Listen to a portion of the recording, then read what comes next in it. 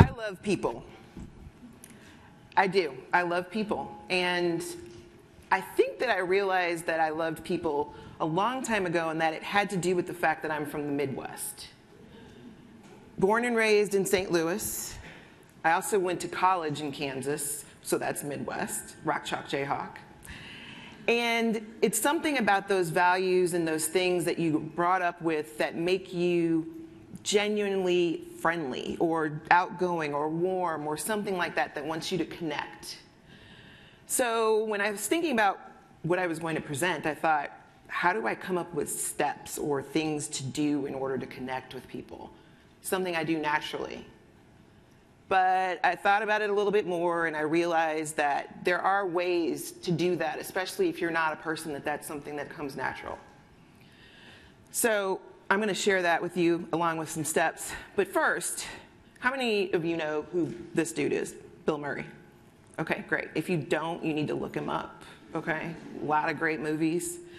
So Bill Murray is a Midwestern guy, too. He's from Illinois. And he's probably one of the most authentic and genuine people that are out there in the celebrity world. Every time you see him popping up on someone's Instagram or surprising somebody at a wedding, that's kind of who Bill Murray is. So in 2005, I had the opportunity to do all the signage and design work for the men's Final Four that was held here in St. Louis. It's huge. If you know anything about college basketball, that's a big deal. So I did street pole banners and building banners and trash can wraps and all kinds of great stuff. I was really impressed with myself. But I was also excited because I got to stay in one of the hotels where one of the teams were staying. So I go down to the hotel, I put on my Kansas gear, and I come down to the lobby. But Kansas wasn't in the tournament, just so you know that. I was just wearing my Kansas gear just to support my team. The tournament was between North Carolina and Illinois. And I'm standing in the lobby, and in walks Bill Murray. So, you know, I'm kind of jumping up and down inside, but hey, I'm being my Midwestern genuine self. And I walk over, and he looks at me, and he says, "Nice sweatshirt, too bad you're not in the tournament." I said, "Nice sweatshirt, too bad we stole your coach."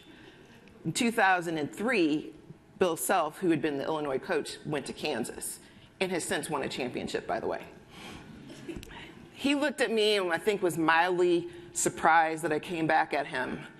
And we stood there and talked for a little bit. Midwesterner to Midwesterner. Look, you know, this is really cool, exciting. Said go team for him. I was really rooting for North Carolina, but I didn't tell him that. So we went on from there. And I was proud of myself because I really did present me, Tracy, the authentic me.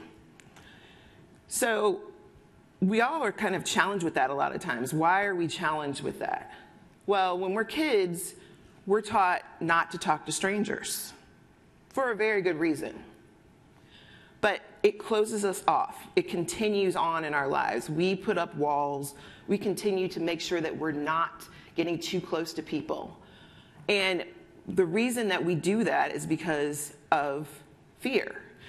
Oscar Wilde said, "Be yourself, everyone else is taken." I love it. It's true, right? But we're afraid to do that because we're afraid to connect with others. We're afraid that people are going to judge us, that they're not going to like us, that, you know, we might embarrass ourselves. We might not have the right thing to say. You might see Bill Murray and not know what to do. But in reality, we are all good enough people to be genuinely who you are.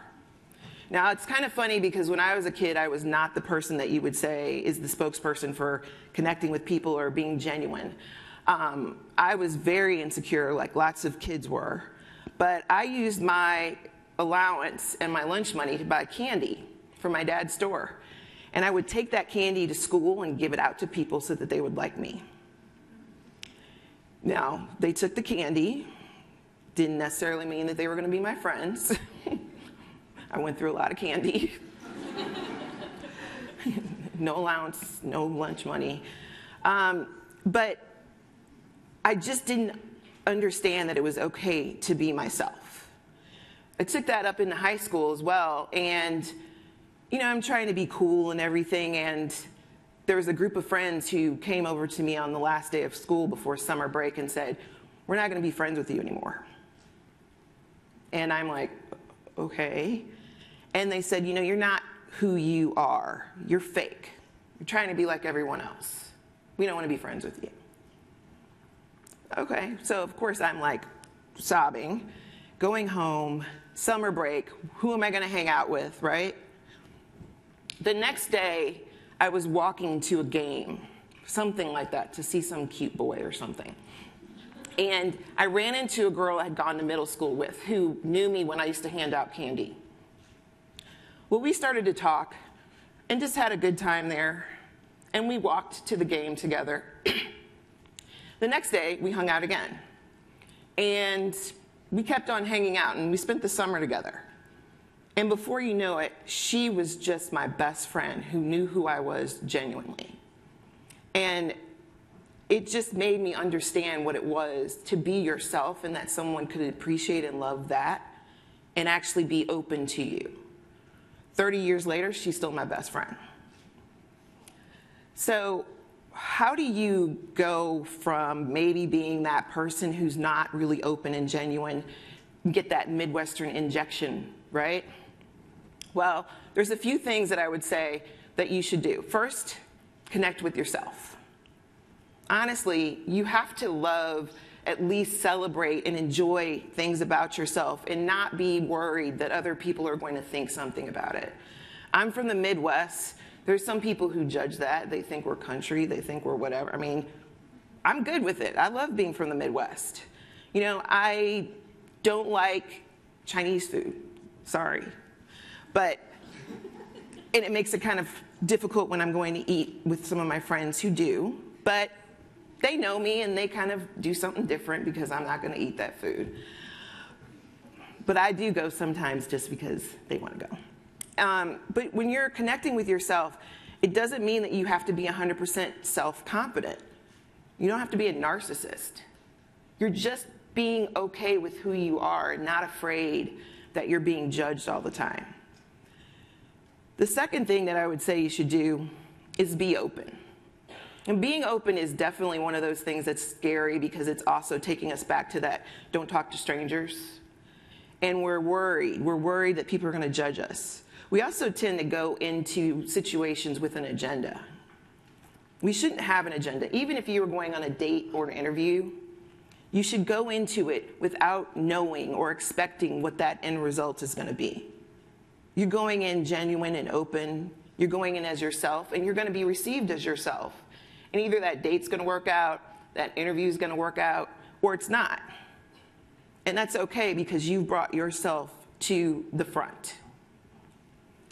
The other thing that I would say when it comes to being genuine or being open is if you kind of have that weird little awkward moment where you're not sure, smile. The easiest thing you can do is smile at someone, right? The minute someone smiles at you and you got that look on your face when you're walking to class, walking to work, doing whatever, you smile and someone looks at you and they smile back usually. There's always the weird person that doesn't, but don't worry about that.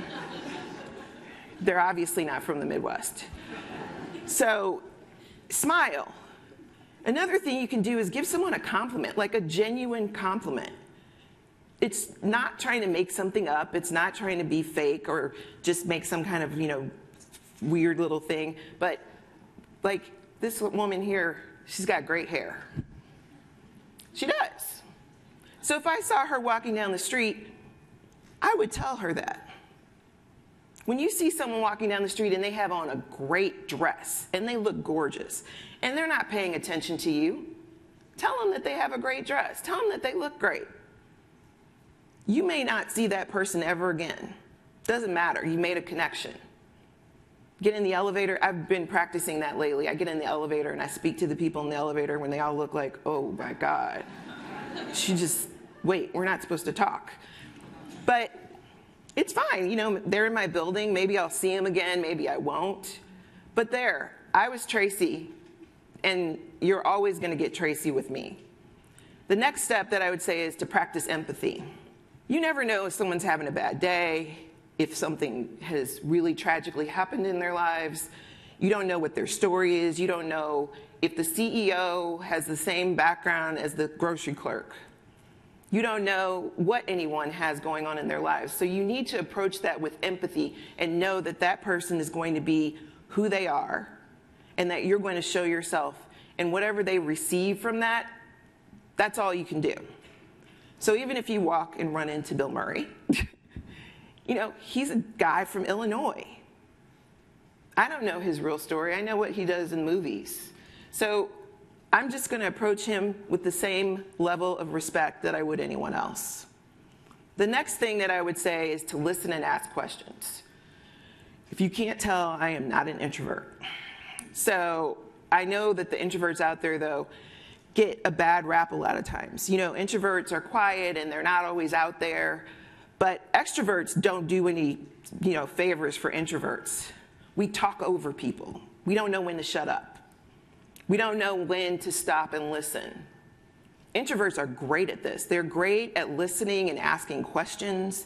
So it's great if we would stop, let someone actually else in the conversation, not think about what it is that we're going to say in response, and let that person talk.